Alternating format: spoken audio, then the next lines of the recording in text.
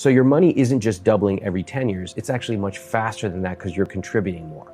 And suddenly they wake up and they go, oh my God, that's a lot of money. And in 3 years, I'm gonna have more money from that than I get from my job. Wow, now you have some serious opportunity. You can choose whether to work there, start a business, go part-time. Are there different Vanguard account types? Yeah. So the thing that I really like for simple investment is called a target date fund. If you're 35, you know that you can just assume you're gonna retire at 65. You might retire earlier or later, but just assume. And so you would pick a Vanguard fund, like a 2050 fund. What is that?